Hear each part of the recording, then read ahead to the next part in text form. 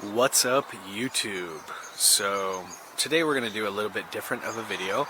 We're going to go ahead and smoke a brisket on the offset smoker. This one is a smoke hollow and one of my favorite things to cook with. So one of the things I really want to point out is when a lot of people are doing their barbecues or they're smoking their meat, they've got a ton of white smoke coming out the stack, and that is going to leave your meats extremely bitter tasting.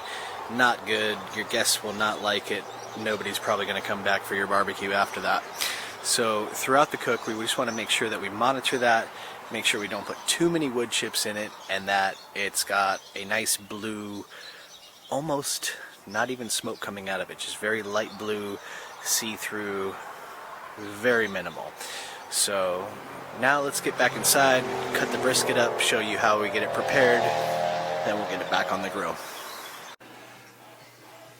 So today we went to the store and we picked up what's called a packer brisket, and these are a little bit different from the brisket flats. They're going to have a lot more to trim on them, but I like them a lot better because in the end it's going to allow you to get some burnt ends off of them, which is by far my favorite thing. I don't know anybody who doesn't like those. So how do you know you're getting a good brisket when you go to the store and you pick one out? There's all these different ones with different prices and whatever. So how do you know you're getting the right one?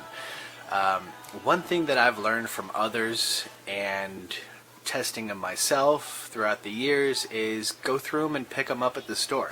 You're going to find that a lot of them will have play. So if they've got some wiggle room in them, versus a fat cap that goes down over the whole entire thing, that's going to be key. When it's got a little bit of wiggle room in it, that means that there's more meat versus fat over the entire brisket, which is actually what we're looking for. So let's go ahead and tear this thing up, trim it up, and then season it, see how it looks. Okay, so now that we've got it trimmed up, we'll go ahead and take a quick look at it, and then we'll get it seasoned up. Now, again, when people trim it, some people like to leave a 1/4 inch or more of fat cap on it. Me personally, this is just my preference. I don't like to leave a lot of fat on my brisket. I just want mostly meat, especially when I bite through it. So, take a quick look, see how it looks. There's definitely a little bit of dead skin left on there. Flip to the other side, and you can see where we're at there. So next step is to get it oiled up and season it up.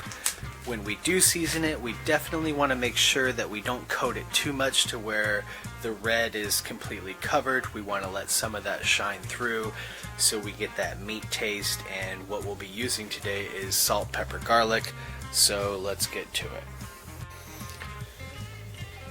Okay, so in addition to the salt, pepper, garlic, we did add some Montreal steak seasoning salt because it does adds a good appearance to it, as it's super coarse and thick, so makes it look a lot better. Now we're going to get the steak up to room temperature and get the barbecue up to heat, throw it on, let's get it going.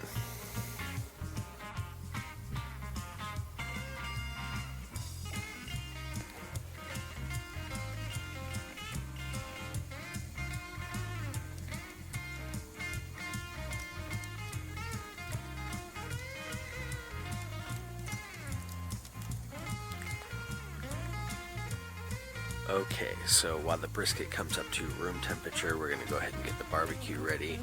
And one of the best things that you can have throughout your cook, definitely it's almost a must-have, is one of these digital thermometers.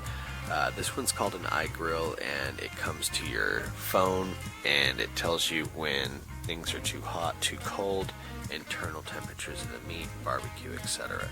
So again, we don't want this barbecue to go above 250 degrees or below 225. We really want it to hover around that 225, 230 spot throughout the entire cook, which is going to be about 8 to 10 hours. So let's get to it. Okay, so we've got the brisket on, and next thing we're going to do is just maintain temperature and monitor things for a long time. So this is going to go ahead and cook for about 8 to 10 hours. We'll just monitor it throughout the day, and it's about 3 a.m. so we'll see where we end up here. As you can see, we're about 222 degrees, 44 degrees on the meat. Internal temperature that we're looking for is 195 to 200 degrees, and we'll take it off, let it rest after that. So key is don't open it, just tend the fire. That's the main thing. Maintain temperature. Okay, so back at the pit, and right now it's about 7 a.m. We've been smoking this thing for about 4 hours now. I usually wrap it around 5 hours or 170 degrees, 160 degrees, somewhere around there when the meat hits that temperature. Right now, as you guys can see, we're sitting right about 240 degrees, 135 on the meat temp, which is wonderful. So in another hour or so, we'll go ahead, open it up, see how it looks, and maybe wrap it at that time, go from there. Alright, so we are back, and it's about 8:35. I just wanted to look at it because I can't take it anymore. Right now we're sitting at about 150 degrees with the meat. I may wrap it at 160. There's usually a stalling point around this time, so we'll see how it looks.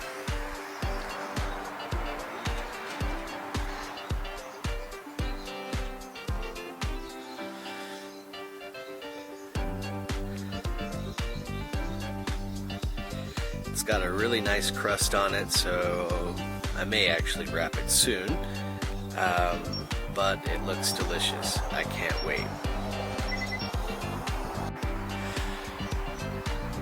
Alright, so when it comes to wrapping your brisket, you're going to need a couple of things. First thing, some parchment paper. Second thing, some lunar exterior shielding.